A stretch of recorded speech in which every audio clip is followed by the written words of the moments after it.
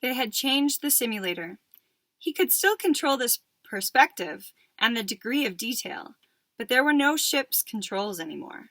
Instead, it was a new panel of levers and a small headset with earphones and a small microphone. The technician who was waiting there quickly explained how to wear the headset. "But how do I control the ship?" asked Ender. Mazur explained. He wasn't going to control ships anymore. "You've reached the next level phase of your training. You have experience in every level of strategy, but now it's time for you to concentrate on commanding an entire fleet. As you worked with toon leaders in battle school, so now you will work with squadron leaders. You have been assigned 36 such leaders to train. You must teach them intelligent tactics. You must learn their strengths and limitations. You must make them into a whole." "When will they come here?" "They're already in place in their own simulators. You will speak to them through the headset. The new levels on your control panel enable you to see from the perspective of any of your squadron leaders. This more closely duplicates the condition you might encounter in a real battle, where you will only know what your ships can see." "How can I work with squadron leaders I never see?" "And why would you need to see them?" "To know who they are, how they think." "You'll learn who they are and how they think from the way they work with the simulator. But even so, I think you won't be concerned. They're listening to you right now. Put on the headset so you can hear them." Ender put on the headset. "Salam, salam," said a whisper in his ears. "Alai," said Ender. "And me, the dwarf, Bean. And Petra and Dink, Crazy Tom, Shen, Hot Soup, Fly Molo, Karn Carby, all the best students Ender had fought with or fought against, everyone that Ender had trusted in battle school." "I didn't know you were here," he said. "I didn't know you were coming." "They've been flogging us through the simulator for 3 months now," said Dink. "You'll find that I'm by far the best tactician, said Petra. "Dink tries, but he has the mind of a child." So they began working together, each squadron leader commanding individual pilots, and Ender commanding the squadron leaders. They learned many ways of working together, as the simulator forced them to try different situations. Sometimes the simulator gave them a larger fleet to work with. Ender set them up in 3 or 4 toons that consisted of 3 or 4 squadrons each. Sometimes the simulator gave them a single starship with its 12 fighters, and he chose 3 squadron leaders with 4 fighters each. It was pleasure. It was play. The computer-controlled enemy was none too bright, and they always won despite their mistakes, their miscommunications. But in the 3 weeks they practiced together, Ender came to know them very well. Dink, who deftly carried out instructions, but was slow to improvise. Bean, who couldn't control large groups of ships effectively, but could use a few like a scalpel. Bean, who couldn't control large groups of ships effectively, but could use a few like a scalpel, reacting beautifully to anything the computer threw at him. Alai, who was almost as good a strategist as Ender, and who could be trusted to do well with half a fleet and only vague instructions. The better Ender knew them, the faster he could deploy them, the better he could use them. The simulator would display the situation on the screen. In that moment, Ender learned for the first time that his own fleet would consist what his own fleet would consist of and how the enemy fleet was deployed. It took him only a few minutes now to call the squadron leaders that he needed, assign them to certain ships or groups of ships, and give them their assignments.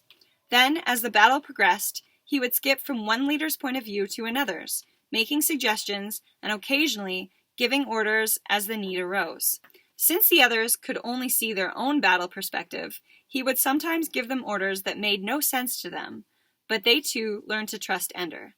If he told them to withdraw, they withdrew, knowing that either they were in an exposed position or their withdrawal might entice the enemy into a weakened posture. They also knew that Ender trusted them to do as they judged best when he gave them no orders. If their style of fighting were not right for the situation they were placed in, Ender would not have chosen them for that assignment. The trust was complete, the working of the fleet quick and responsive. And at the end of 3 weeks, Mazar showed him a replay of their most recent battle, only this time from the enemy's point of view. This is what he saw as you attacked. This is what he saw as you attacked. What does it remind you of? The quickness of response, for instance. We look like a bugger fleet. You match them, Ender. You're as fast as they are, and here, look at this. Ender watched as all his squadrons moved at once, each responding to its own situation, all guided by Ender's overall command, but daring, improvising, feinting, attacking with an independence that no bugger fleet had ever shown. The bugger hive mind is very good, but it can only concentrate on a few things at once. All your squadrons can concentrate a keen intelligence on what they're doing, and what they've been assigned to do is also guided by a clever mind. So you see that you do have some advantages. Superior, though not irresponsible. Superior, though not irresistible weapon. Superior, though not irresistible weaponry. Comparable speed, and greater available intelligence. These are your advantages. Your disadvantage is that you will always be outnumbered. And after each battle, your enemy will learn more about you, how to fight you, and those changes will be put into effect instantly. Ender waited for his conclusion. So, Ender, we will now begin your education. We have programmed the computer to simulate the kinds of situations we might expect in encounters with the enemy. We are using the movement patterns we saw in the second invasion, but instead of mindlessly following these same patterns, I will be controlling the enemy simulation.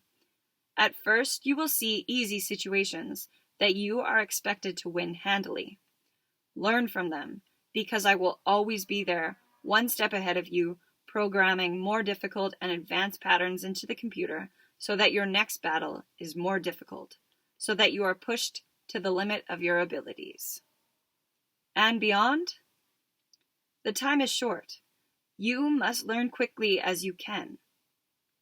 When I gave myself to starship travel just so I would be alive when you appeared, my wife and children all died, and my grandchildren were my own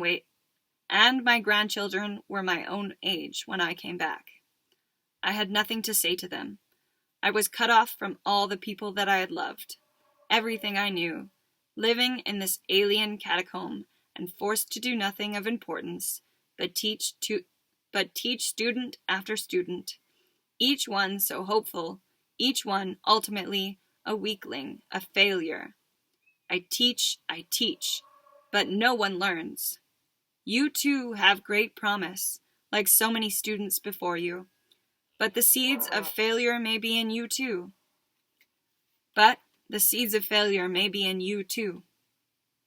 It's my job to find them, to destroy.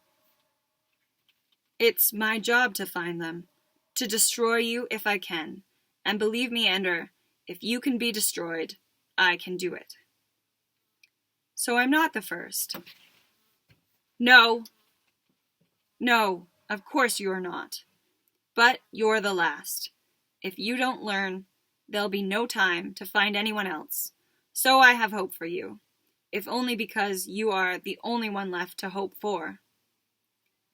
What about the others, my squadron leaders? Which of them is fit to take your place? A lie. Be honest. Ender had no answer. Then, I am not a happy man, Ender. Humanity does not ask us to be happy. It merely asks us to be brilliant on its behalf. Survival first, then happiness, as we can manage it. So, Ender, I hope you do not bore me during your training with complaints that you are not having fun. Take what pleasure you can in the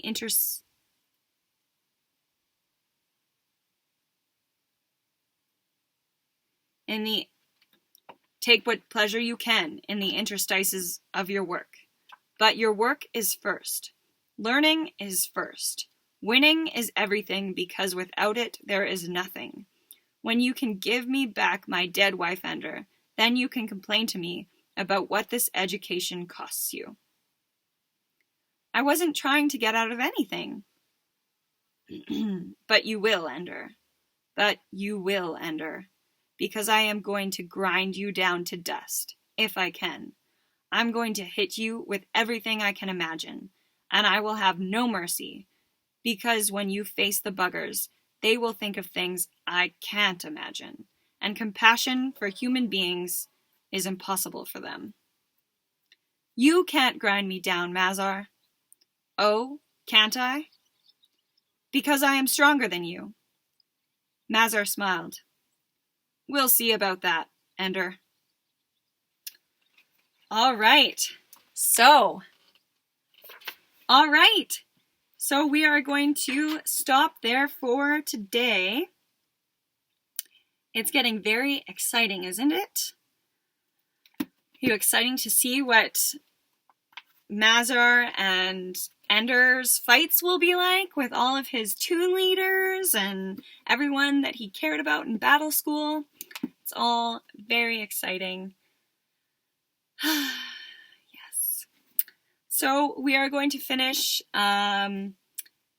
chapter 14 part 2 next Thursday, and then we just have chapter 15 after that. And I think chapter 15 is Speaker for the Dead. So thank you for joining me. Again, I am on Treaty 6 territory and the homeland of the Métis. And signing off, I hope I'll see you all next week on Thursday for the last 2 Ender's games coming up. So we'll see you all next week. Thank you so much for joining me. Goodbye.